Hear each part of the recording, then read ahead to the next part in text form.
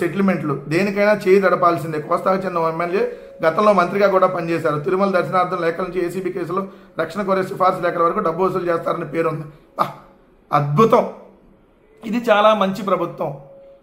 164 మంది కూటమి ఎమ్మెల్యేలు చేస్తున్నటువంటి అరాచకాన్ని మీ బూత్ పత్రికలోనే రాశారు. పేర్లు రాయాలి కదా రాధాకృష్ణ గారు. మీరు అదే వైఎస్ఆర్ కాంగ్రెస్ పార్టీ వాళ్ళు అయితే లేకపోయినా ఉన్నదంటుగా పేర్లు రాసేవాళ్ళు కదా. మరి ఎవరు ఈ ఉత్తరాది మంత్రి?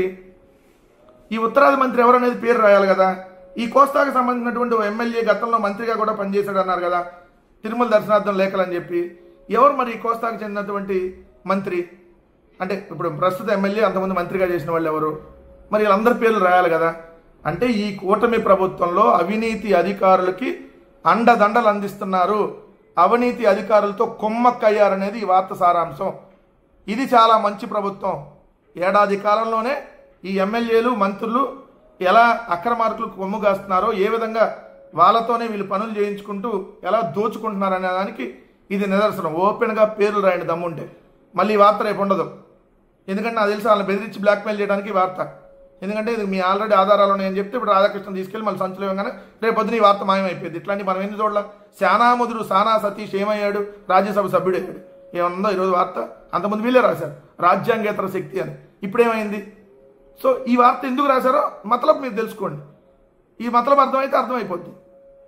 సో ఇది పరిస్థితి. ఈ రాష్ట్రంలో కూటమి ఎమ్మెల్యేలు మంత్రులు అవినీతి అధికారులకు కొమ్ము కాస్తూ వాళ్ళే అవినీతికి పాల్పడుతున్నారనేది ఈ వార్త ప్రధాన అంశం. అమరావతి నవనగరాల్లో బస్టాండ్లు, డిపోలు, రాయలసీమ, ఉత్తరాంధ్ర, హైదరాబాద్ల వైపు నుంచి బస్సుల కోసం టెర్మినల్లు, వీటన్నిటికీ 165 ఎకరాలు కోరనున్న ఆర్టీసీ.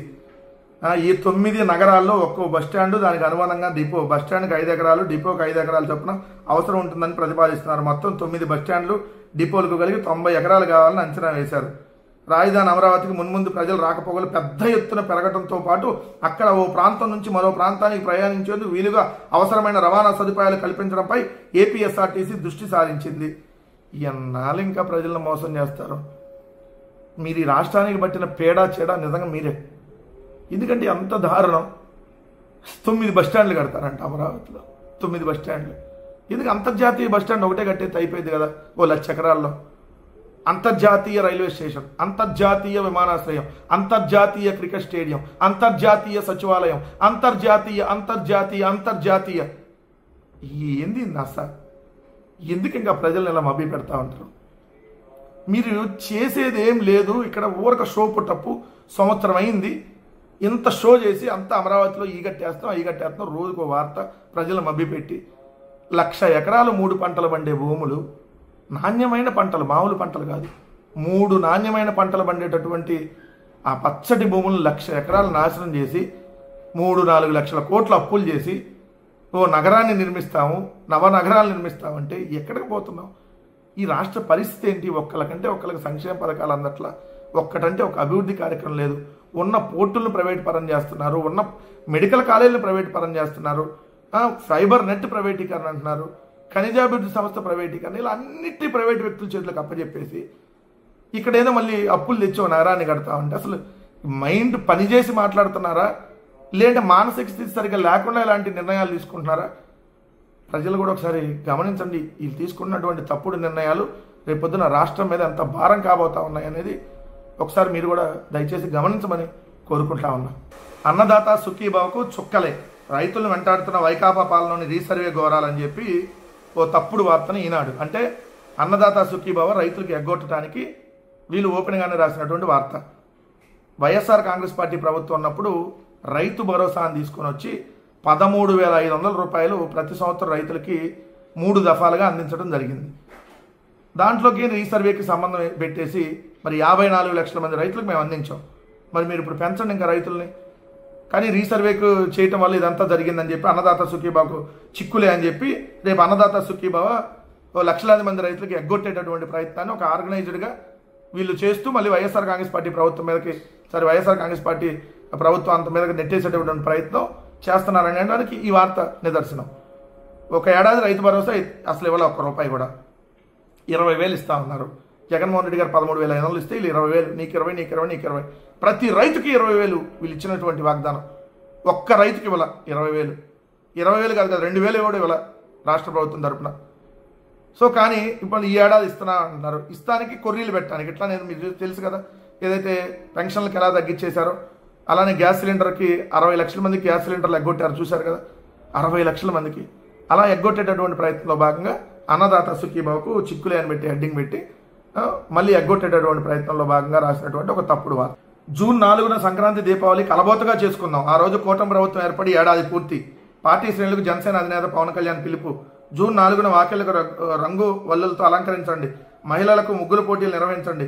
వైకాపా పీడ విరగడే ఈ రోజుకి ఏడాది పూర్తయిన సందర్భంగా సాయంత్రం ఇళ్ల ముందు దీపాలు వెలిగించి బాణసంచా కాల్చండి. ఈ వేడుకల్ని సామాజిక మాధ్యమాల్లో పోస్ట్ చేసి విస్తృతంగా డిజిటల్ ప్రచారం చేపట్టింది పవన్ కళ్యాణ్ ఆదివారం ఒక ప్రకటనలో దిశానిర్దేశం చేశారు. సిగ్గుండాలి కదా.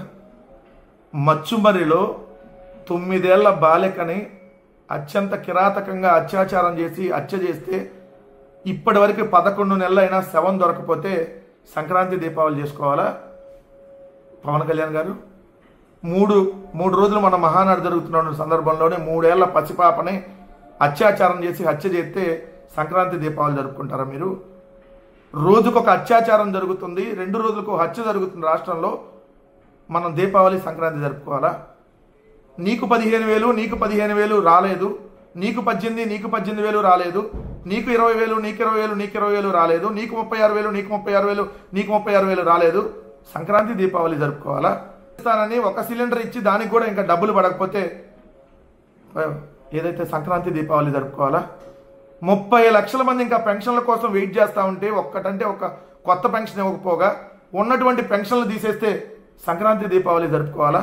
50 సంవత్సరాలు దాటిన ఎస్సీ ఎస్టీ బీసీ మైనార్టీలకి పెన్షన్ ఇస్తానన్నారే, దాదాపు 25 లక్షల మంది ఉన్నారు. కొత్త పెన్షన్లు అప్లై చేసుకున్న వాళ్ళు ఆల్రెడీ అంతకుముందు 2 లక్షల మంది ఉన్నారు. ఎలక్షన్ కూడా వాళ్ళు ఆగిపోయినాయి.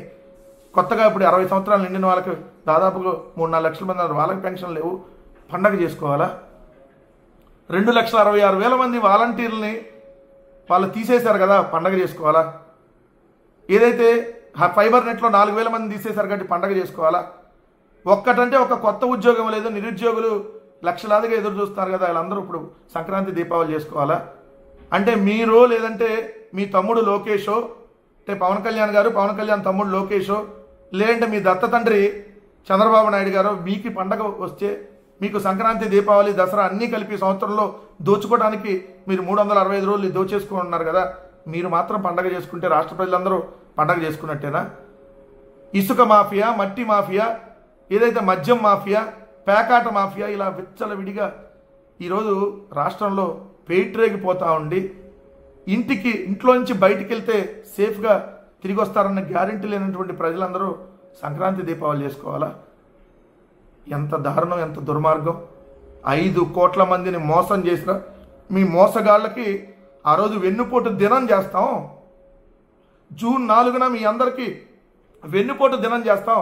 పండగ కాదు, ప్రజలందరూ మీకు వెన్నుపోటు దినం చేయాలి. మీకు ఆ రోజు ఖచ్చితంగా జూన్ 4న వీళ్ళందరికీ వెన్నుపోటు దినంగా వీళ్ళకి దినం చేయాల్సిన రోజు ఆ రోజు. ఖచ్చితంగా అది చేసి తీరుతామని చెప్పి ఈరోజు ప్రజలు అంటా ఉన్నారు. అది రేపొద్దున జూన్ 4న 175 నియోజక